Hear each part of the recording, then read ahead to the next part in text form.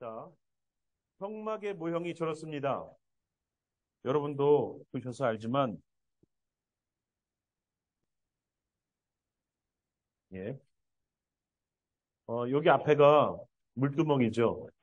번제단입니다. 좀 희미하게 보이지만, 물두멍이 있고요. 여기가, 예, 성소와 더 뒤쪽으로 지성소가 됩니다. 앞으로 시간에 좀 더 디테일한 내용들을 보겠지만, 일단 여러분들이 이 개념을 아시고요. 여기 성막 주변에 울타리를, 펜스를 쳐놨죠. 그래서 여기 번제단 앞에 문이 있습니다. 이런 휘장이 쳐진 것처럼 이 앞에도 휘장이 쳐져 있어요. 그래서 여기 엔트런스부터 문, 번제단, 물두멍, 그리고 저쪽 왼쪽으로는 촛대가 있고요. 오른쪽으로는 떡상이 있고 가운데에는 분향단이 있고요. 그 휘장이 쳐져 있고 이런 휘장이 저기 안에도 쳐져 있고 그 안에 법궤가 있습니다. 이렇게 여러분 아시길 바래요. 예, 성막에 대해서 그동안 저희가 큰 관심을 안 가지셨던 분들도 많을 겁니다만 성막에 대해서 저희들이 좀 자세히 배우길 바랍니다. 첫 번째 우리가 함께 볼 내용은요. 성막의 시작은 어디서 됐는가? 물론 성막은 하나님께서 모세를 통하여서 주셨지만 성막이라는 이 개념이라는 것이 죄의 용서와 회개에 대한 기능들이 수행되는 거예요. 아까 우리 처음에 보셔서 알지만 여기에서 제물을 드리고 제사장의 피 묻은 제물을 바치면서 드렸던 그 피 튀기는 현장. 여러분 짐승이요. 잡아서 죽일 때 짐승이 가만히 나 잡아가세요라고 그래요? 아닙니다. 거기는 피가 엄청나게 흐르고 짐승의 울음소리가 있는 그런 장소였어요.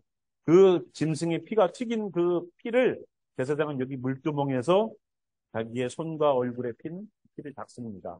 그죠? 그런 것처럼 이 기능은 무엇이냐? 성막의 기능은 죄 씻음이라는 것을 여러분 아셔야 돼요. 그래서 성막의 시작은 어디서부터다? 하나님을 만나는 길이었고 하나님께서 돌 제단을 통해서 만나는 방법들을 선택하셨습니다. 처음에 시작은 어떻게 만들어졌다고요? 돌 제단을 만들어서 하나님과 교제하고 하나님과 만남의 장소였다는 거예요. 그래서 누구부터 시작이냐?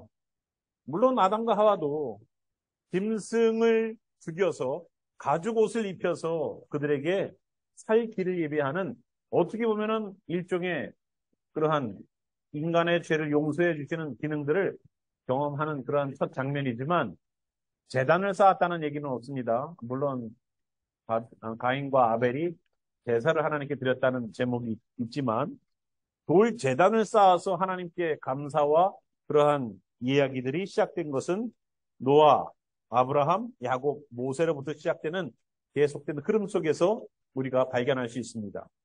여러분 이때에 제단을 쌓을 때에 이 돌제단을 쌓을 때에 인간이 돌제단을 쌓기 위해서 절대 그 돌을 다듬지 못하게 하셨어요. 이해되세요?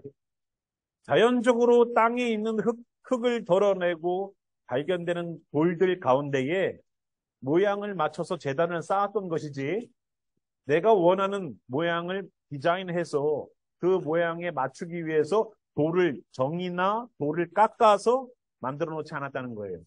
왜냐하면 하나님과 만나는 그 만남의 장소는 인위적으로 내가 어떠한 디자인할 수 없다는 것을 알려주시기 위해서 내가 원하는 툭 튀어나온 부분을 깎아내어서 부드럽게 만들어서 이쁜 미를 추구하는 것이 아니더라는 겁니다. 그래서 거기에서 돌제단에 쓰이는 돌들은요, 자연석입니다. 절대 가공해서는 안 돼요. 내가 하나님 앞에 나아갈 때에 가공된 모습으로, 가식한 모습으로 나아가는 것을 방지하기 위한 하나님의 뜻입니다. 그래서 하나님을 만나는 길인 돌제단 속에 우리가 발견해야 될 것은요, 하나님 앞에 나아갈 때 정직하게 나가시길 바라요. 내 모습이 울퉁불퉁한 죄인이면 그 모습 그대로 들고 나가세요. 그래서 하나님 앞에서 귀하게 은혜 받으시는 시간이 되기를 바랍니다. 그 이야기가 바로 여기에 있는 이야기들의 시작이죠. 그래서 성막의 시작은 성막 전부터 이야기가 시작된 것을 우리는 발견할 수 있습니다. 자, 두 번째가 뭐냐면 이 성경 우리 전체에서요. 성경에서 약 50개 정도의 장에서 성막에 관한 말씀들이 있습니다. 예, 성막에 관한 이야기가요. 한 50개 정도의 챕터에서 나와요. 출애굽기에서 13개의 장에 걸쳐서 성막에 관한 이야기, 레위기에서는 18개, 민수기 13개, 신명기 2장, 히브리서 4개의 장에서 성막에 관한 이야기가 나가요. 총 성경에 나와 있는 성막에 관한 이야기가 몇 장이라고요? 50장. 자, 여러분 뭔가 의미심장하지 않습니까? 자, 하나만 캡션 드릴게요. 구약에서 모세가 율법을 받고 내려온 날이 있죠. 율법을 받고 내려올 때 하나님이 주신 것이 율법만 주셨습니까? 아니죠. 성막을 제조하는 방법, 성막을 만드는 방법도 같이 디렉션을 주셨어요. 그런데 이스라엘에 여러분 저한테서 절기도 배우시고 여러 가지 배우시지만 그러면 이 모세가 십계명을 받고 내려오는 그때에 있었던 절기가 무슨 절기입니까? 절기가 무슨 절기인지 아세요? 바로 오순절이에요. 구약에는 오순절 때 율법을 주셨고요. 신약에서는 그 동일한 때에 성령을 보내셨어요. 하나님은요, 굉장히 정확하신 분이고 하나님은 의도와 목적을 가지고 일들을 진행시키시는 분이에요. 그래서 모세가 율법을 받고 내려왔을 때에 그 금송아지 사건 때문에 죽었던 사람들이 3,000명입니다. 그런데 동일한 날에 성령을 받았죠. 오순절날 성령을 받았죠. 그리고 모세가 죽였던 3,000명의 사람들을 대신할 만큼의 영혼들을 베드로가 나아가서 전도할 때 3,000명이 전도 회개하고 구원을 받는 역사들이 일어났습니다. 율법으로는 사람을 죽일 수밖에 없지만 성령으로는 사람을 살릴 수 있다는 것을 보여준 장면이에요. 그래서 동일한 숫자만큼 하나님이 역사하셨습니다. 하나님은 정확하신 분이라고 말씀드렸어요. 동일한 날에 구약에는 율법을 주셨고 동일한 날에 하나님이 신약에서는 성령을 주셨습니다. 그래서 결국은 여기 있는 50개의 장이 성막에 관한 이야기를 하는 거예요. 그러면 성막에 관한 이야기 50개의 챕터들이 있는데 그 이야기가 다 채워지면 뭐가 될까요? 자, 50이라는 숫자가 물론 오순절을 얘기합니다. 하지만 50이라는 숫자는요. 예수님의 40일의 공생애와 부활하신 이후에 40일간과 예수님의 말씀하신 하나님께서 이 땅에 하나님께서 약속하신 것을 보내시기까지 이 성에 유하라라고 말하면서 그들이 마가의 다락방에 모여서 기도했던 열흘간을 포함해서 50일이에요. 그러니까 이 50일 동안 예수님의 사역과 함께 백성들 120명이 모여서 회개의 기도를 했던 그 현장이 결국은 함께 성령으로 이어지는 겁니다. 이 50개의 챕터들을 성막이라는 주제로 다루어지는 이 50개의 챕터들이 진행되면 뭐가 될까요? 끝에는 성령이 임재하심이 있어야 된다는 겁니다. 우리에게는. 여러분 그런 사모함이 있어야 돼요. 주님, 제가 이 50개의 챕터를 읽고 묵상하고 깨닫고 배우면 제가 나중에 뭐가 만들어질까요? 성막을 통해서 내 안에 죄가 회개되게 하시고 성막을 통해서 성령님이 임재하시는 역사가 일어나게 하여 주시옵소서. 왜냐? 성막은 곧 예수님이기 때문에 그렇습니다. 성막은 그냥 구약에서 하나님께 드렸던 제사의 그런 장소만이 아니에요. 그래서 우리가 성막에 관한 이야기들을 좀 더 눈여겨보길 바랍니다. 세 번째, 성막의 용도를 저희들이 좀 보길 바라요. 첫 번째가 하나님과 죄인인 우리의 만남의 장소예요. 하나님께서 우리에게 만나는 장소를 출애굽기 25장 22절에 말씀하셨죠. 또 하나님께서 자신을 계시하시는 장소예요. 하나님이 말씀하시는 내용들이 여기 본문 속에 나와 있습니다. 또한 하나님께서 죄인인 우리를 받아주시는 장소이기도 해요. 하나님, 내가 죄인입니다. 주님, 나의 죄를 도말하여 주시옵소서라고 나아갈 때 우리를 받아주시는 장소 또한 성막입니다. 또한 하나님께서 죄인인 우리를 용서해 주시는 장소 또한 성막이고 바로 예수 그리스도세요. 그러니까 성막의 용도는 뭐예요? 우리와의 만남의 장소, 만남, 하나님의 말씀을 계시하시는 곳, 우리를 받아주시고 우리를 용서하는 곳이 바로 성막입니다. 근데 성막의 용도가 이렇기 때문에 예수님께서는 어떠한 분이 되셔야 돼요? 예수님을 통해서 우리는 누굴 만나요? 예수님이 직접 말씀하셨습니다. 나로 말미암지 않고서는 아버지께로 올 자가 없느니라. 그 말씀은 뭐예요? 우리가 예수님을 통하지 아니하고서는 하나님께 갈 수 없음을 얘기합니다. 자, 그러면 우리가 기도를 해요. 기도는 누구에게 합니까? 예수님에게 합니까? 하나님에게 합니까? 예수님의 이름으로 기도합니다라고 말을 하지만 우리의 기도의 대상은 하나님이죠. 그런데 하나님께 나아가는 기도를 하기 위해서는 전제 조건이 붙는다는 겁니다. 나로 말미암지 않고서는 이라고 분명히 예수님 말씀하신 것이 예수님을 믿음으로 하나님께 구원을 받는다는 얘기뿐만 아니라 우리의 기도도, 우리의 찬양도, 우리의 말씀도, 우리의 예배도 예수님이 중간에서 분명히 역사하셔야지만 우리의 기도 또한 하나님께 상달되는 것이고 우리의 찬양과 우리의 예배도 예수님이 중간에 브릿지 역할을 해주셔야지만 하나님께 상달된다는 것을 단편적으로 얘기해 주는 거예요. 엄밀히 따지면. 그럼 우리 기도는 어떻게 해야 될까요? 처음부터 주님 나 이거 필요합니다. 이거 해결해 주세요. 이게 우리의 기도가 될까요? 아니에요. 틀린 거예요. 예수님 빠졌잖아요. 그러면 예수님을 통해서 끝에 예수님 이름으로 기도합니다가 예수님이 동원된 건가요? 아닙니다.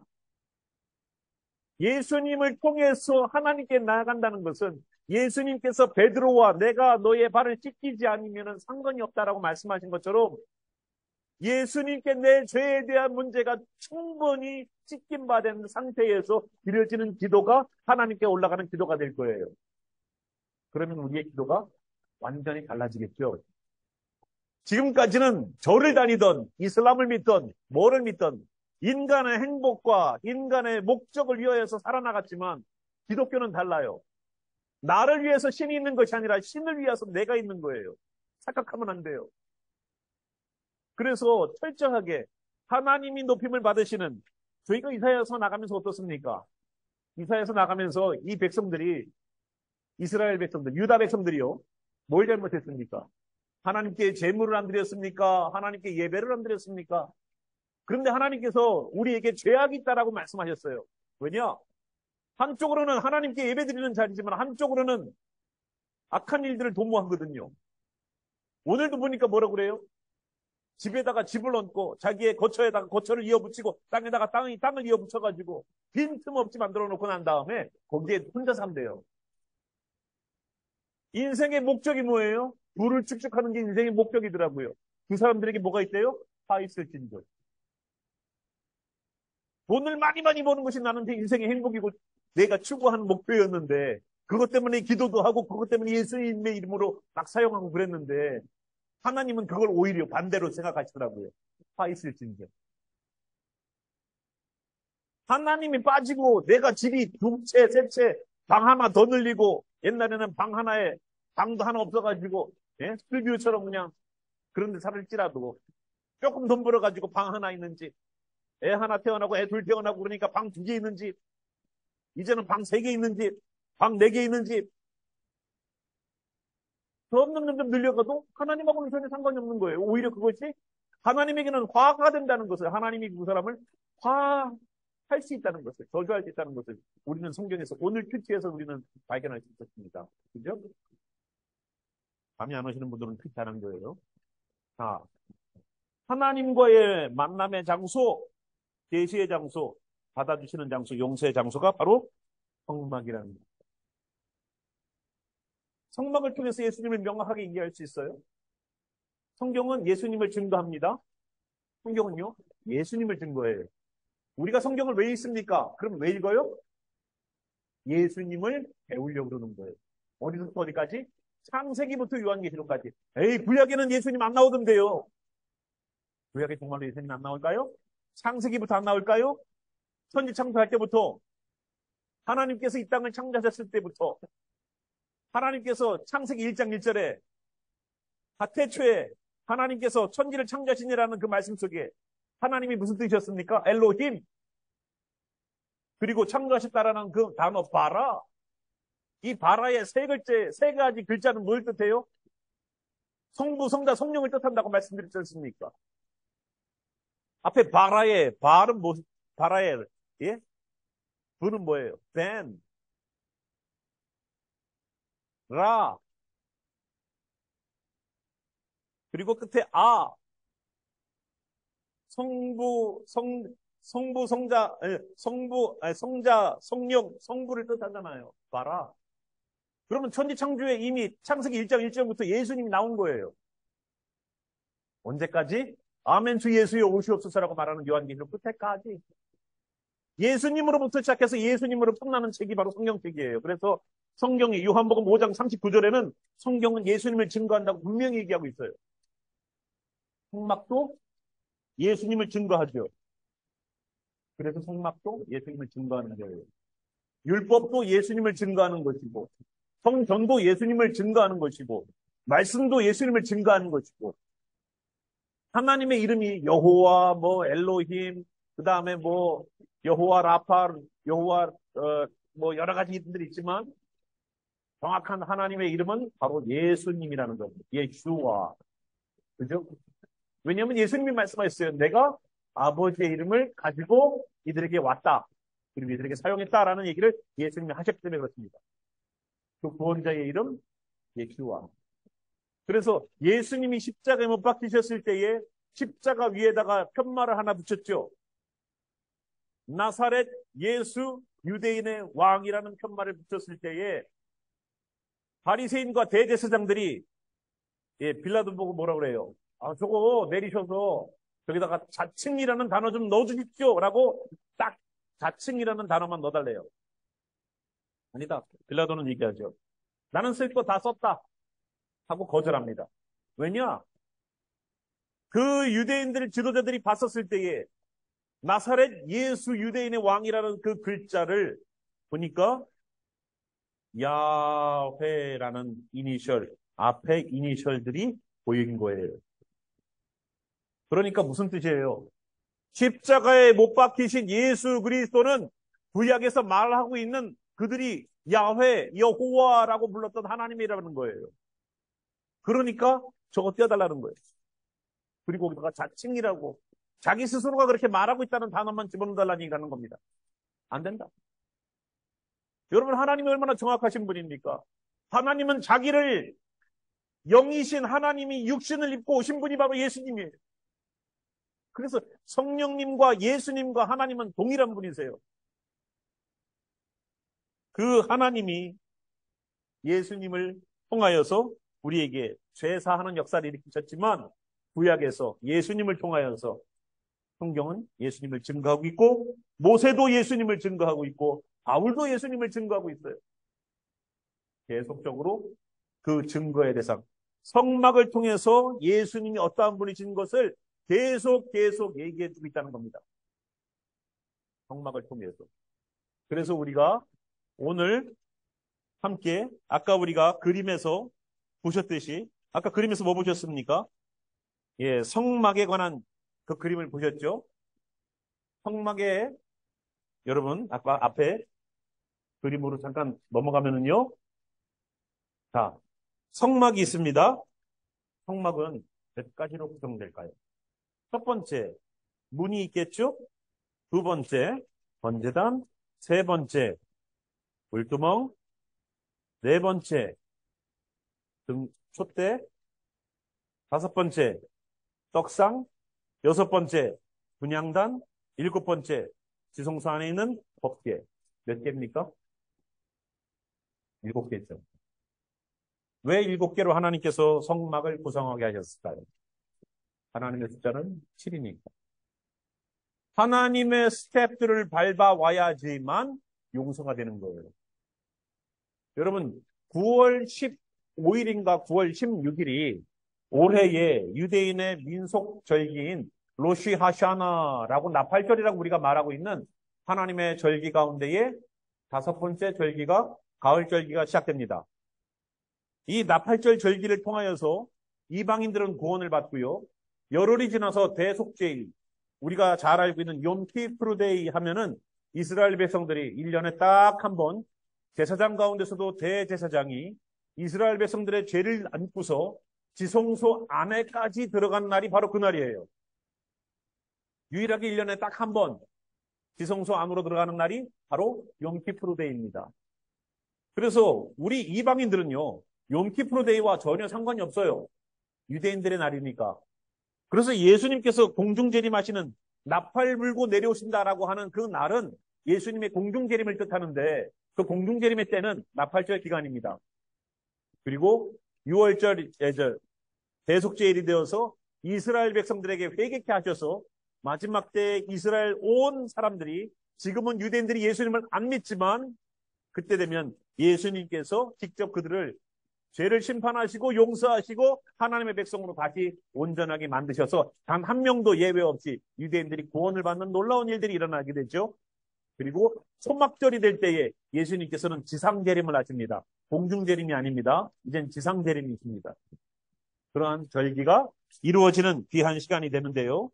그 7스텝들, 그 절기가 7가지인 이유도 하나님께서 제7일에 안식일로 정하셨고 하나님께서 쉬시는 날로 정하셔서 7이라는 완전한 숫자, 1 이외에는 7을 나눌 수가 없어요. 1 이외에는 7을 나눌 수가 없어요. 2로 나눠져요? 나머지가 생기죠. 1과 7 외에는 7을 나눌 수가 없어요. 1은 하나님의 숫자, 7도 하나님의 숫자예요. 그죠? 자, 그래서 이 7개의 절차들을 통해서 하나님께 나아가는 성막의 기준들을 여러분 보시길 바랍니다. 자, 성막의 기명들을 저희들이 볼게요. 첫 번째, 아까 제일 첫 번째 했었던 것이 문입니다. 문. 엔트런스죠. 거기에서 우리는 무슨 의미를 유추해 볼 수 있을까요? 나는 예수님을 유일한 구원의 길로 믿고 따르고 있는가. 여러분 정말로 나를 구원해 주시는 분이 예수님임을 여러분 믿으시죠? 나는 지난번에 우리 고백했잖아요. 도마가 무슨 질문을 합니까? 예수님께서 나는 이제 떠난다. 너희들의 거처를 마련하고 다시 온다. 도마가 얘기합니다. 주님이 어디로 가시는지도 모르는데 그 길을 어떻게 합니까, 우리가? 그러니까 예수님 뭐라고 하셨어요? 너희는 안다. 라고 말씀하셨어요. 다른 사람은 몰라도 예수님을 똑바로 믿는 사람들은 내가 가는 곳이 어디고 가는 길이 어딘지를 안다라고 도마에게 말씀하셨어요. 그리고 예수님이 하셨던 말씀이 뭡니까? 내가 곧 길이요, 진리요, 생명이다라고 내가 I am the way라고 말씀하셨어요. 그런 것처럼 나는 예수님을 구원의 유일한 길로 믿고 있습니까? 예수님이에요? 예수님 아니어도 나는 구원받을 수 있다. 나의 착함과 나의 선함과 나의 인격적으로 완전함을 통해서 나는 구원받을 수 있습니까? 캐톨릭이 그렇게 얘기해요.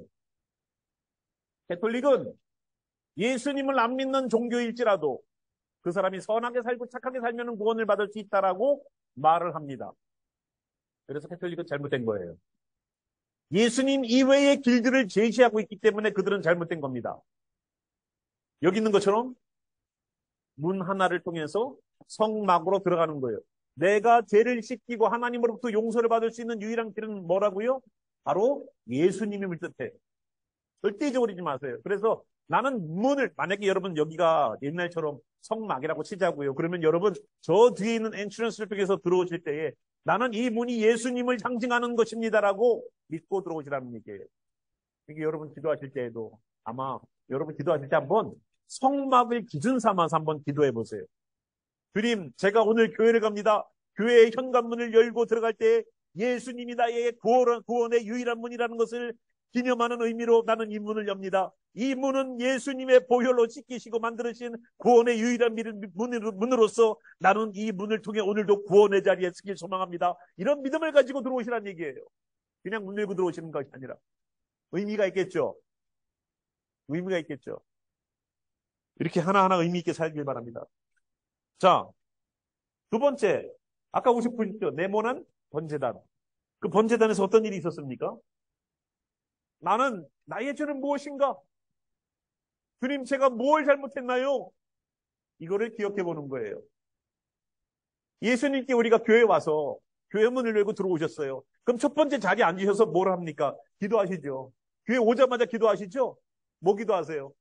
오자마자 인사하지 마시고, 오자마자, 예, 뭔지 합니까? 기도하잖아요. 주님, 이 죄인이 여기 또 왔습니다. 지난주에 주님 얼굴 뵙고 갔는데 너무 은혜가 컸어요. 제가 지난 시간에 예배 드리고 갔는데 너무 감동이 컸어요. 내가 일주일 동안 살면서 주님 앞에 죄인임을 고백하고 오늘도 내 더러운 삶을 주님 고백합니다. 주님, 나의 죄가 무엇인지 기억하게 하여 주시옵소서 하고 나의 죄는 무엇인가라고 나가는 거예요. 그리고 나의 죄를 예수님의 보혈로 나의 죄를 예수님의 보혈로 속죄함 받았는가? 나는 오늘도 예수님의 보혈로 속죄함 받은 사람인가? 하고 다시 한번 묵상해 보는 겁니다. 나는 하나님이 기뻐하시는 산 제물로 드려진 옛사람이 죽은 나인가? 아니면 아직도 펄떡펄떡 살아서 말로는 나는 죽었소이다 라고 말하면서 누군가에 의해서 말 한마디, 누군가의 행동 하나 때문에 화가 불컥불컥 치밀어 오르는, 말로는 죽은 자라고 말을 하지만 속사람은 절대 죽지 않고 살아서 있는 난가 하고 번제단에서 봐야 된다는 거예요. 여러분, 번제단에서 짐승을 잡을 때를 생각해 보십시오. 상상을 해 보십시오. 어떤 사람은 자기의 죄에 대하여서 그 짐승을 끌고 와서 가장 집에서 기름진 곳으로, 가장 좋은 곳으로 들고 와서 제물을 드리는데 얼마나 아깝기도 하고 얼마나 의미가 있겠어요. 내가 최선으로 키운 짐승인데 그걸 번제단에 드려요. 그러면 어떤 사람, 굉장히 아깝네.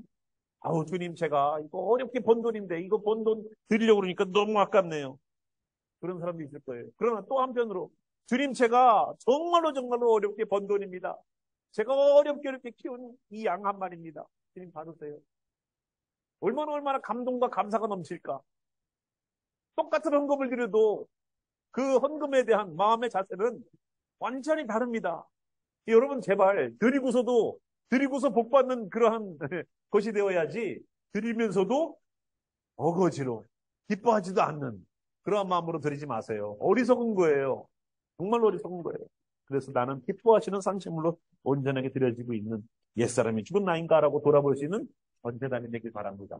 세 번째, 물두멍이에요. 물두멍에서 그럽니다. 나는 나의 죄를 예수님의 보혈로 씻음받은 성결한 삶을 살고 있는가? 여러분, 번제단에서 아까 어떻게 했습니까? 짐승을 잡았죠. 누구 때문에? 나 때문에. 뭐 때문에? 나의 죄 때문에. 그 피 묻은 내 옷과 내 손과 내 얼굴에 튀긴 짐승의 피. 지금처럼 뭐 기계가 발달돼서 뭐 그냥 일렉트릭으로 탁 내려와가지고 땅 쏘면 그냥 그 소 덩치 큰 게 그냥 쿵 넘어가고 그냥 다리 딱 기계에다가 깨어가지고 쭉 컨베이어 벨트로 가갖고 그냥 폼날로다가 그냥 배를 가르고 내장 다 빼고 그냥 목 자르고 피 빼고 그냥 이렇게 기계화되어 있는 그런 게 아니잖아요. 제사장들이 직접 잡지 않습니까? 제사장들이요. 얼마나 중노동이겠어요. 하루 종일 짐승 잡아. 팔이 떨어져 나갈 거예요. 아주 그냥 고기 냄새하면 아주 그냥 진절머리가 날 거예요. 그러한 피를 다 튀긴 그 얼굴과 손을 물두멍에 와서 씻는 겁니다. 아까 보셨지만. 그러면서 나는 예수님의 보혈로 씻겨서 이제는 내 삶이 거룩하고 순결하고 성결한 삶을 살고 있는가 하고 다시 돌아보는 시간이 바로 물두멍에서 우리가 묵상해봐야 될 대목입니다. 의미들이 다 있죠. 그래서 그 물두멍에서 자기의 더러워진 것을 찢는 거예요. 그래서 그 물두멍은 놋으로 만들어집니다. 놋바다라고도, 다른 말로 놋바다라고도 말을 해요. 옛날에 우리 한국에서도 예전에 거울을 쓸 때 뭘로 썼습니까? 놋거울을 썼었죠. 놋거울. 그죠? 지금이야 저희가 유리에다가 뒤에다가 은을 입혀서 앞에 보면은 뾰족하게 보이는 걸도 있지만 예전에는 이 철이나 이런 거를 팽실하게 닦아서 거기에 얼굴이 그릿하게 또 비치는 것을 통해서 거울이 보이기도 했었죠. 그런 것처럼 놋으로다가 놋바다 해가지고 그걸 통해서 자신의 더러움을 발견하고 씻는 자리로 만들었습니다. 그리고 그 다음이 촛대. 네 번째, 촛대. 촛대 가니까 여러분 촛대 메노라라고 말합니다. 메노라의 7가지의 가지는 일곱 별기를 상징한다라고 말씀드렸습니다. 그래서 촛대 앞에서 그 빛, 여러분 아까 보셨지만 이제 뭐 나중에 저희들이 그 내부도 성막 내부도를 저희들이 볼 텐데 이 촛대가 있는 이 안에는요 유일한 불빛은 여기 있는 촛대 하나밖에 없어요. 빛이 들어가지 못하게 몇 겹을 둘러싸서 하나님의 성소와 지성소는 예, 보호된다고 할까요? 이렇게 커버가 돼요. 방수 기능까지 있어요. 그래서 그 유일한 불빛은 여기 있는 이 촛대밖에 없습니다. 그래서 이 촛대를 중심으로 이 성소 안의 벽은요, 나무에다가 금을 입혀서 이 벽에 있는 이 판넬이 저희가 보시다시피 이런 판넬이죠. 참 우리 교회가요, 너무 시각화 교육이 잘 돼 있어. 요렇게 만드는 거예요, 이렇게. 요렇게 저희가 쩌르르르르 판넬을 붙이잖아요. 여기에다가 금박을 입혀서 이 성소 안에를 이렇게 금박을 입혀서 쫙 해를 둘러요. 그래서 거울처럼 사용하게끔. 촛대 하나로만 아유 어둡겠는데? 아니요. 이 촛대가 사방이 금으로다가 쌓아갖고 아주 그냥 그 반사 리플렉션이 잘 되게 만들어서 밝게 만들었어요. 그러니까 성령으로 우리들이 밝혀 나가야 될 것이 있습니다. 밝혀 나가야 될 것. 자, 성소 안에는 다른 두 가지 기명이 더 있어요. 그것이 뭐냐면 떡상과 분향단이에요. 그러면 떡상은 뭘 말합니까? 말씀이죠. 분향단은 뭘 말해요? 성도의 삶을 얘기도 하고 기도를 얘기도 하기도 합니다. 그러면 성령으로 조명해줘야 되고 성령으로 비춰줘야 될 것은 뭘까요? 말씀과 기도예요. 기도도 내가 하고 싶은 기도하는 게 아니라는 겁니다. 기도는 성령님이 기도하라고 시키는 것을 기도해야 되는 거예요. 성령의 조명하심이 기도에 있어야 되죠? 말씀은 어떻습니까? 아유, 목사님 설교가 좋았어요. 이거로 만족하라는 얘기 아니에요. 성령에 의해서 말씀이 육신되어서 말씀이 내 몸으로 이행할 수 있는 육신이 되는 일들이 예수님이 육신을 입고 오신 것처럼 예수님이 육신을 입고 이 땅에 오셨을 때 말씀이 육신되어 우리 가운데 거하시니 라고 말하는 역사가 오늘도 우리에게 일어나는 역사가 되어야 된다는 겁니다. 예수님만 그런 역사가 일어나는 게 아니에요. 성도들에게도 동일하게 일구하세요. 말씀이 육신되는 일들이. 그래서 말씀을 배우고 나고 예배를 드리고 나고 오늘처럼 이런 성막에 관한 얘기를 듣고 나면 이제 내 몸으로 말씀이 육신이 되게끔 이루어낼 수 있는 그 귀한 변화의 역사가 우리에게서 일어나야 됩니다. 그거를 뭐로요? 여기 있는 촛대로 조명하는 거라고요. 성령으로 조명하는 거라고요. 그래서 성령에 의해서 성경을 읽어야 되고요. 성령에 의해서 기도를 하는 거가 진짜예요. 기도하라고 그러면 기도 잘하죠. 말씀 보라 그러면 열심히 읽고서 이해하죠. 성경 공부하라 그러면요. 자기의 머리로 탁탁탁 하죠. 근데 다 가짜예요. 성령이 아니면. 우리가 머리가 없습니까? 성경 이해 못해요? 아니요. 성경 공부하자 그러면 성경 공부 이해 못합니까? 다 하죠. 기도하자 그러면 기도 못하는 사람이 있습니까? 애들도 하는데. 그런데 거기에 성령이 빠져있으면 안 된다는 얘기예요. 성령이 중요한 것을 우리가 성서를 보면서 알 수 있는 거예요.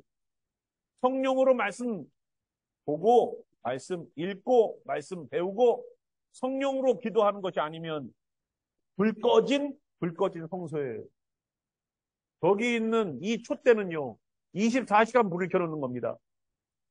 그래서 아침마다, 저녁마다 들어가서 저기 안에 있는 저기 촛대에 초가 올라오는 게 웩스가 아니에요. 올리브 기름입니다. 올리브 기름에 저기에다가 심지를 넣은 거예요. 그래서 이 올리브는 뭘 뜻하냐면은 예수님을 뜻해요. 올리브 기름을 만들기 위해서 엑스트라 버진 올리브 오일. 올리브를 처음으로다가 눌러가지고 이겨서 나오는 오일이 엑스트라 버진 올리브 오일이에요. 아시죠? 그 엑스트라 버진 올리브 오일 저 코스코나 센터 가면은요, 막 통으로 팔아. 근데 그때는 어때요? 그 오일만 썼어요. 언제? 성막 안에서, 저 성소 안에서 불을 밝힐 때 예수님의 짓 이겨진 감람산에서 기도하셨던 내가 너희들이 본 것처럼 다시 오리라라고 말씀하셨고, 예수님이 우리를 위하여 십자가 지시기 전에 땀방울이 핏방울이 되도록 고난과 고통 가운데에서 짓 이겨지는 마음으로 이제 곧 짓 이겨질 내 육신을 위하여서 기도했던 예수님. 그래서 나온 것이 기름이에요. 그 기름으로 저거를 밝힌 거예요. 그러면 성도는 어떻게 저 성령의 불을 경험할 수 있는가? 나를 예수 안에서 짓 이기는 과정들을 겪어줘야 돼요. 나를. 내가 주님 그리스도 안에서 짓 이겨지고 정말로 죽은 나가 되는 것에 대한 연습과 몸부림이 있어야 돼요. 뭐 예수님 그렇게 어렵게 믿어. 그냥 예수님 믿고 구원 받으면 되지. 세상은 그렇게 쉽게 얘기해요. 교회 다니는 교회들도 그렇게 쉽게 얘기를 해요. 그러나 성막은 곧 예수님이라고 말씀드렸습니다. 그래서 성막에서 저 촛대에 불 하나 밝히는 것도 짓 이겨짐이 필요하다는 것. 예수님의 철저한 희생과 죽음이 필요하다는 것을 우리는 볼 수 있습니다. 그것으로 성령이 조명되는 거예요. 성도들이 예수님께서 말씀하신 대로 열흘간 마가의 다락방에서 그 에어컨도 안 들어오는 그 방에서 120명이 땀 뻘뻘 흘리면서 기도했어요. 열흘 동안 땀 뻘뻘 흘리면서. 그 힘들고 힘든 여정들을 겪고 나니까 성령의 불이 밝혀지더라고요. 그러고 나니까 말씀도 능력 있는 말씀이 나가요. 베드로가 설교를 하니까 사람들이 회개하고 돌아오기 시작해요. 기도를 하니까 병든 자를 위해서 기도해 주니까 병든 자가 나아요. 성전 미문에 앉은 자가 앉은 배기가 구걸을 하니까 내가 아무것도 가진 것 없지만 내게 있는 것으로 너에게 주노니 나사렛 예수와의 이름으로 일어나 걸어라. 베드로가 갖고 있는 것은, 요한이 갖고 있는 것은 바로 그 예수님이었었어요. 그 예수님의 이름으로 내가 들고 있는 것은 이거밖에 없어라고 줄 때에 그가 일어나더라는 겁니다. 성령을 받고 나니까 어때요? 말씀도 능력 있고 기도도 능력 있게 나가는 겁니다. 그때 중요하죠? 그때 중요합니다. 그냥 성경 기명 가운데 하나지.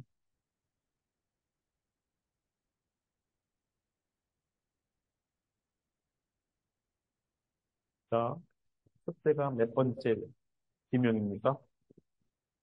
그때 몇 번째 기명이에요? 네 번째죠, 그죠? 문, 번제단, 물두멍, 그리고 촛대죠? 자, 잘 보세요. 촛대에는 성령이라고 말했어요. 하나님의 7가지의 절기가 있습니다. 첫 번째 유월절, 무교절, 예수님이 부활하신 초실절, 그리고 네 번째가 무슨 절기예요? 오순절. 오순절과 촛대의 순서는 정확하게 네 번째예요. 그죠? 이럴 때는 어머나 깜짝 이렇게 해야 돼요. 제가 그래야지. 우리 성도들이 놀라는구나. 자, 나는 빛된 삶을 살고 있는가? 이제 성령의 조명받은 내가 빛된 삶을 살고 있는가?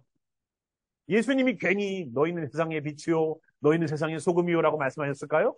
아니에요. 그 빛은 내가 착한 일을 하는 것 때문에 세상 사람들이 야, 예수님 믿은 사람은 다르네. 이거를 보여주라는 얘기가 아니에요. 그 빛은 성령의 조명한 바 된 나의 삶이에요. 성령의 이끌림 바 된 나의 삶이에요. 성령님의 충만한 바 된 나의 삶이에요. 야, 저 사람이 예수님을 믿고 나더니 성령의 사람이 된 것 같아. 저 사람이 예수님을 믿고 나더니 성령 안에서 행하네. 성령이 이끌림 받은 나의 삶이 되기를 바랍니다. 자, 그 다음에 그 맞은편에는 떡상이 있어요. 성소 안으로 들어가면 왼쪽에 이쪽이죠. 왼쪽에 여러분이 보실 때는 성소를 들어오신다고 치자고요. 그러면 왼쪽에는 촛대가 있고 저 맞은편에는 떡상이 있는 겁니다. 그 떡상에는요 12개의 빵을 만들어 놓습니다.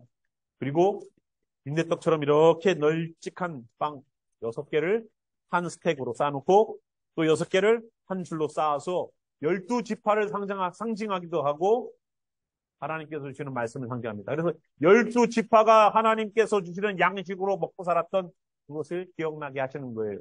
그래서 떡상 앞에서 우리는 뭘 기도해야 되는가? 나는 생명의 떡이신, 생명의 빵이신 예수님을 영의 양식으로 삼고 있는가? 예수님이 마지막 날 밤에 뭐라고 그러셨어요? 포도주를 주시면서 이것은 내 피다.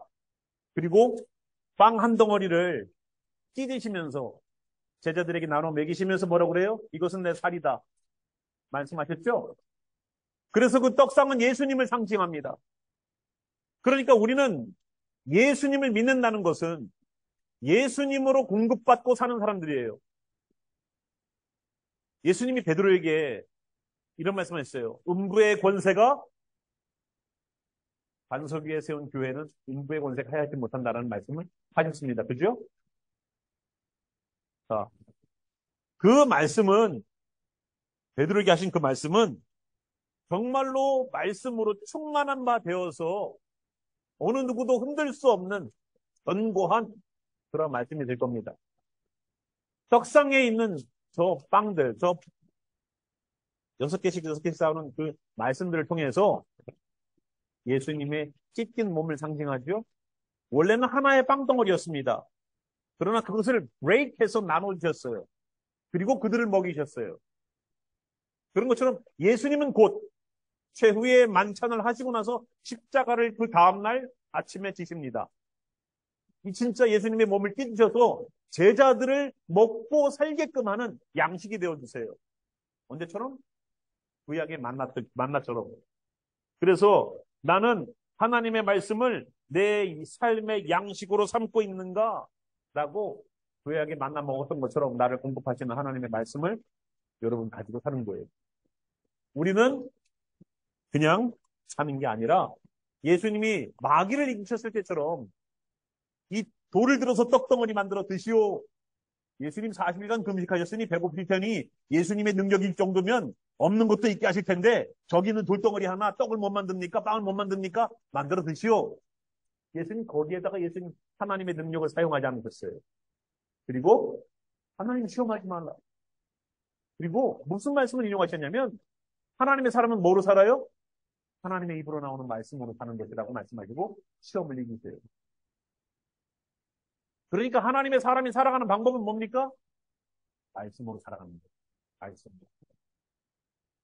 믿음이 없어지는 이유가 뭘까요? 믿음이 없어지는 이유. 점점 믿음이 없어지는 것 같아. 또 어떤 분은 믿음이 더욱더 굳건해지는 것 같아. 뭐 때문에 그래요? 말씀은 들으면서 난다. 말씀을 계속 듣고 계속 말씀을 가까이 하지 않으면 믿음이 자라지 않아요. 만약에 내가 하나님의 말씀을 듣지 않고 내가 하나님의 말씀에 귀 기울이지 않고 세상의 친구와 세상의 드라마와 세상의 것에 귀를 기울이는 시간이 많아지면은요, 믿음은요, 자연적으로 약해지고 없어지는 거예요. 왜 내가 믿음이 없어지지? 왜 내가 믿음이 점점 약해지지? 이유는 단 하나예요. 하나님의 말씀보다 사람을 더 가까이 했기 때문에 그런 거예요. 미친 듯이 성경을 읽는 사람은요, 믿음도 미쳐가요. 내가 주님을 위하여 죽으면 죽으리로다 하고 담대함이 생겨요. 내가 오늘 죽어도 주님의 영광을 보리라. 주님, 내 살고 죽음이 주님의 손안에 있습니다. 주님 역사하소서. 담대한 믿음이 생겨요. 근데 이런 믿음이 안 생기는 방법은 뭐예요? 안 들으면 돼요. 큐티 안 하면 돼요. 큐티 몰아서 하면 돼요. 일찌일치. 내일이 수요일이니까 오늘 왕창 하자. 요딴 식으로 하면 믿음은 안 자라요. 여러분 떡상을요, 매일 아침 들어가서 제사장이 따뜻하게 구워서 가지고 들어가요. 그리고 다 식어 빠진 빵들은 가지고 나와서 제사장이 먹어요. 안 버려요. 하나님의 말씀을 여러분 보십시오. 오병이어의 기적이 일어났을 때 예수님께서는 기적을 베푸셔서 사람들을 먹이셨어요. 그리고 나서 어떻게 했어요? 제자들 보고 가서 다 남겨진 거 수고해 오라고 그랬어요. 그죠? 왜 예수님은 남겨진 빵들을 다 수고하게 했을까? 다음 끼니에 또 먹으려고? 남겨진 빵 들고서 이제, 야, 우리가 또 저기 또 가니까 그때가 먹을 거 필요하니까 지금 다 모아와. 이것 때문에 모아오는 거예요? 예수님 정도 능력이면 저쪽 가서도 빵 하나만 있으면 해결되는 문제 아닙니까? 하나님께서 베푸신 능력과 하나님께서 베푸신 말씀들은 땅에 떨어지면 안 돼요. 버려지면 안 돼요. 여기 있는 성도 모두가 다, 아유, 뭐, 목사님 설교 뭐, 오늘도 뭐, 그냥 난리 났네. 이렇게 듣는다 할지라도, 어느 한 사람만큼은 그것이 양식이 될 거예요. 하나님의 말씀은 땅에 떨어지지 않아요. 여기 모든 사람들이 하나님의 말씀입니다라고 매달리고 먹고, 모두가 다 거기 모인 모리가 다 배부르더라. 배불리 먹었더라. 성경의 말씀처럼. 저는 그런 교회가 되길 바래요. 먹고도 남음이 있는 교회가 되길 바래요. 그래서 누군가에게 또다시 먹여줄 수 있을 만큼의 여유롭게 남음이 있기를 저는 소망합니다. 이게 오병이의 역사예요. 떡상에서 저는 놀라운 일들이 일어나길 바랍니다. 주님의 말씀에서. 그래서 제가 말씀의 날을 가는 거예요. 자, 이제 분향단까지 왔습니다. 6번째 분향단. 나는 날마다 기도로 하나님의 뜻을 헤아려 하나님의 뜻대로 살고 있는가? 여러분, 분향단이 뭡니까? 요한계시록에는 성도의 삶이라고 나와 있어요. 내가 갖고 있는 신앙의 태도, 내가 살고 있는 삶의 태도, 그리고 주님께 올려드리는 기도가 분향단에서 올려드리는 거예요.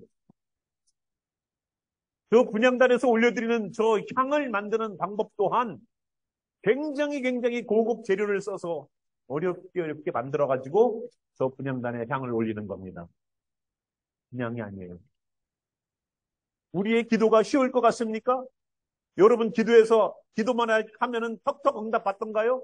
그러면은요, 아주 그냥 뭐 씨름을 하듯이 내 삿발을 딱 잡고 진짜 마귀와 씨름을 하듯이 하나님과 씨름을 했던 야곱처럼, 야복강에서 씨름을 했던 야곱처럼 하나님 나를 축복해 주지 않으면 나는 놓지 않겠습니다라고 끝까지 못했던 그 씨름의 연장처럼 기도가 그래야 돼요. 그 향 하나 피우기 위해서 엄청난 수고와 노력이 있었던 것처럼 기도하자 그러면은 아주 그냥 뭐 천상유수로 기도하죠. 뭐 술술술 나와요. 근데 왜 기도가 응답받지 못해요? 왜 술술술 나오는 기도에 응답받지 못해요? 그 술술술 나오는 기도가 우리의 기도의 응답입니까? 아닙니다. 몸부림치면서 하는 기도, 응답이 오늘도 안 됐지만 또다시 붙잡고 기도해야 될 그 기도, 끈질기게 하나님 축복해 주셔서 그러고 매달리는 기도, 그런 분향단의 기도가 드려지길 바라요. 그 기도 또한 성령의 조명하심이 있어야 된다는 것. 그래서 성소 안에다가 그때와 함께 분향단과 떡상을 짓는 겁니다.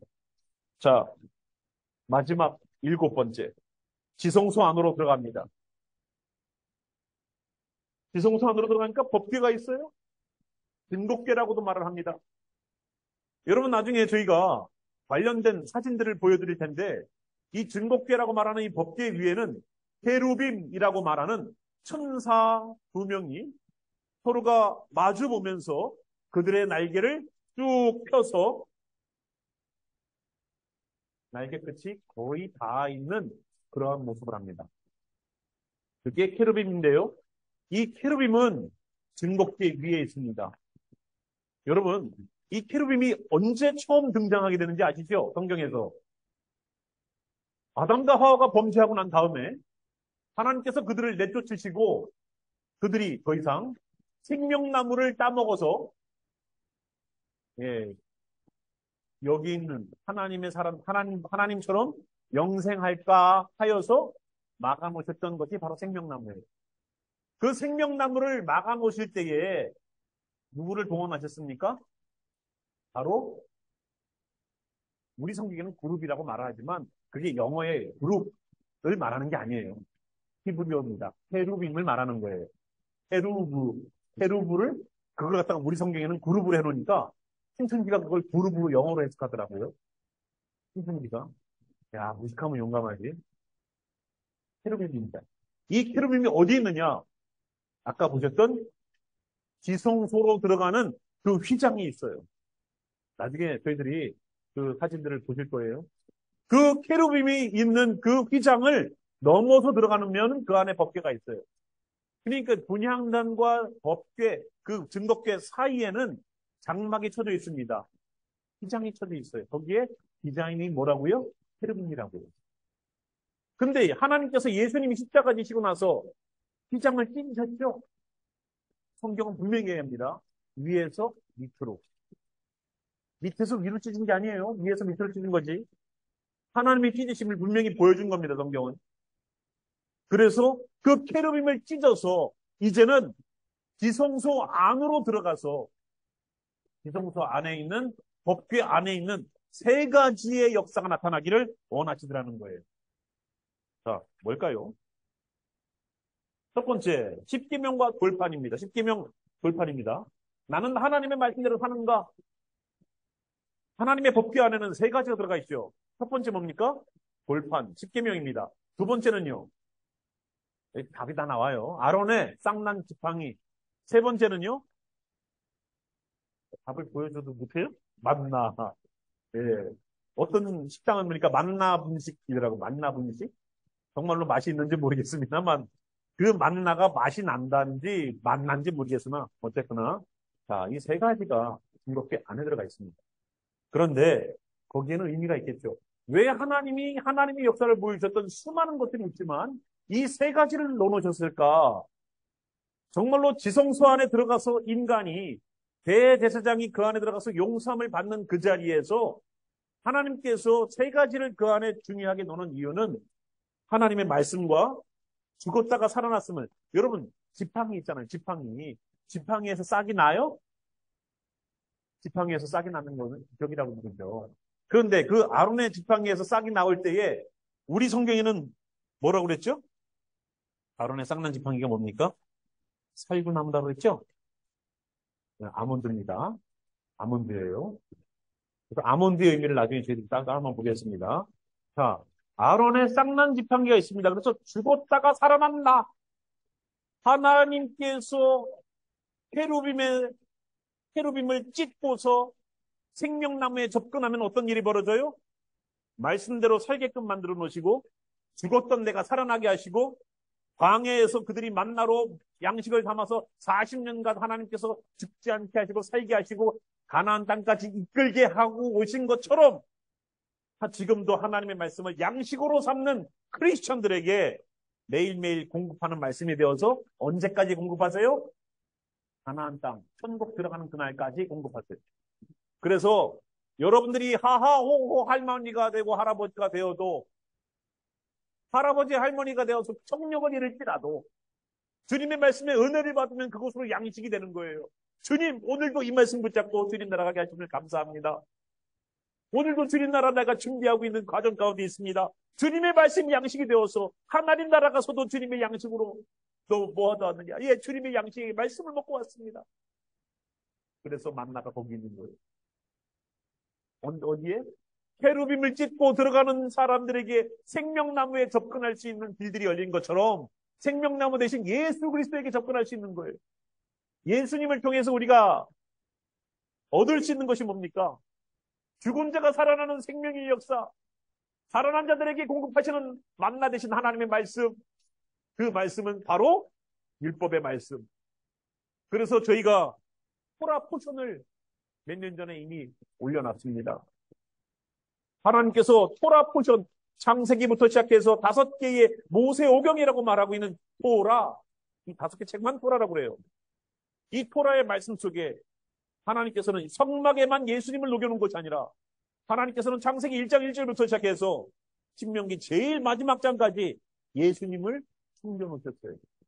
그래서 토라 포션을 보시면 토라에 있는 말씀과 선지서에 있는 말씀과 신약에 있는 말씀을 맥이 똑같은 그 맥을 이어놔서 구약에 있는 말씀이 구약에 있는 말씀으로 끝나는 것이 아니라 신약에 있는 예수 그리스도까지 함께 맥이 통하는 것을 발견하게 하시고 알게 하세요.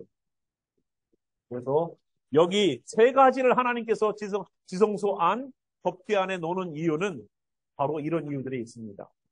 성막에 굉장히 의미들이 많죠. 성막의 의미들이 굉장히 많아요. 저 성막을 둘러싸고 있는 기둥과 그 나무 판넬과 거기에서 쓰이는 은으로 받침을 만들고 뭐로 하고 하는 그 이야기. 나중에 여러분들이 듣게 되시고 알게 되시겠지만 그냥이 아닙니다. 제사장의 옷을 만들 때에도 그냥 짠 것이 아니에요. 청색실, 홍색실, 하얀실, 금실 뭐 이런 거를 섞어서 만들었어요. 그 실에 하나하나마다 의미가 있어요. 그래서 제사장이 그 옷을 입고 나가는 겁니다. 그냥 나가는 것이 아니에요. 제사장의 속옷은 뭔지 아십니까? 하얀색 세마포예요. 마지막 때의 성도들이 주님 오실 때 기다릴 때에 입어야 될 예복은 뭔지 아십니까? 화려한 옷이 아니에요. 세마포 옷이에요. 세마포 옷은 뭡니까?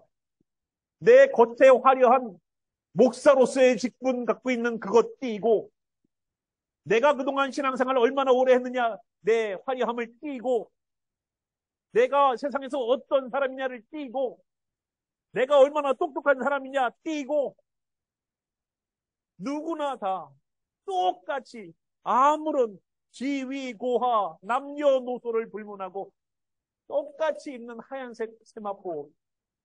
누가 무슨 직업이고 누가 귀천이 있는 사람인지를 아무도 모를 만큼 오직 예수님의 보혈로 나의 죄를 씻어주셔서 하얗게 된 그 세마포 옷을 입고 주님 만나러 가는 거 아닙니까? 제사장의 속옷은 바로 그 세마포 옷이에요. 우리는 왕 같은 제사장이요 라고 성경에 나와 있지 않습니까? 우리가 제사장이래요. 그러면 내 속에는 뭘로 가득 차 있어야 되느냐? 겉은 하나님의 말씀을 붙잡고 나아가는 주님의 종들이지만 이 속에는 예수님의 보혈로 씻긴 하얀색 세마포. 예수님의 보혈로 우리가 이사야에서 봤잖아요. 주홍같이 붉을지라도 양털같이 희귀하겠다. 대속제일날 염소에게 안수하고 하나는 아사셀에게 보낼 때에 성전 문고리에 묶어놓은 그 실이, 그 붉은색 실이 하얀색으로 변하는 기적 같은 일을 보게 되면 내 죄를 사단이 데리고 가서 이제 내 죄는 도말됐다는 것을 상징적으로 보여주는 기적이 있었다는 것을 우리는 성경을 통해서 알게 됩니다. 그래서 내 죄가 주홍같이 붉을지라도 양털같이 희게 되는 역사들이 바로 그런 의미에서 해석되는 거예요. 오늘 우리 성막, 그리고 제가 여러분들 축도할 때에 다들 눈 감고 기도하셔서 못 보실 분들도 계시겠지만 제가 축도할 때 손을 이렇게 기도하죠. 이거는 제사장들이 매일 아침마다 하나님께 제사를 드리고 나와서 이스라엘 백성들을 every morning 축복해주고 블레싱 해줄 때에 이 손 두 개를 이렇게 만들어서 블레싱 해줘요. 이것은 히브리어 알파벳 쉰이라는 단어의 모습과 비슷합니다. 이것은 뭘 뜻하냐면 엘 샤다이, 엘은 하나님, 샤다이 전능이란 뜻이에요. 그래서 샤다이를 뜻하는 이 쉰, 그래서 두 개의 손을 펴서 백성들이 이렇게 블레싱 해줍니다. 전능자의 하나님이 오늘도 이 이스라엘 백성들에게 하나님의 역사를 나타낼지어다 하고 블레싱 해주는 겁니다. 그래서 저는 축도할 때에 목사님들이 여태까지 손만 뻗어서 기도해줬는데 이스라엘 알고 보니까 여태까지 저도 몰랐다가 포라포션을 하면서 정확하게 알게 됐어요. 손을 뻗어서 기도하는 것이 아니라 손을 뻗어서 여기를 피는데 이거를 제대로 못 본 거예요. 목사님들이 이렇게 기도만 한 거예요. 내가 보니까. 원래 이스라엘은 이렇게 기도해요. 여기 안 돼. 이거 연습해야 돼요. 이거. 집에 가서 연습해보세요. 예. 이거 안 되시는 분들이 있어요. 세상에 자격이 없어요. 예. 그래서 이렇게 블레싱 해주는 거예요. 하나님의 전능자의 역사가 오늘 하루 나타날지어다. 오늘도 내 삶의 문제, 내 삶의 기도의 맡김, 내 삶의 사단의 역사함을 예수와의 이름으로 끊어내는 역사들이, 그 전능자의 역사들이 나타날지어다. 병든 육신에서 회복되는 역사들이 나타날지어다. 나를 올가매는 문제 앞에서 노인받는 놀라운 일들이 일어날지어다. 그 축복들 날마다 제사장이 하더라는 겁니다. 그런 의미들이 있어요. 성막에서 그런 놀라운 일들이 일어나는 수많은 이야기들이 있습니다. 얼마나 아름다워요. 얼마나 대단합니까? 성막을 배우면 배울수록 너무나도 놀라운 것들이 있고, 성막을 알면 알수록 예수님이 더욱더 또렷하게 보이는 거예요. 그래서 여기 있는 것처럼 법궤에서 완성되는 겁니다. 완성되는 거예요. 죽었던 내가 말씀의 만나를 통해서 그 말씀에 양식된 만나는 바로 주님의 말씀 보라. 그걸 통하여서 주님께 다가가는 언제까지 만나를 가나안 땅까지 먹이셨던 것처럼 천국 가는 그날까지 양식으로 공급해 주시는 주님의 놀라운 역사가 성도들에게 있기를 바랍니다.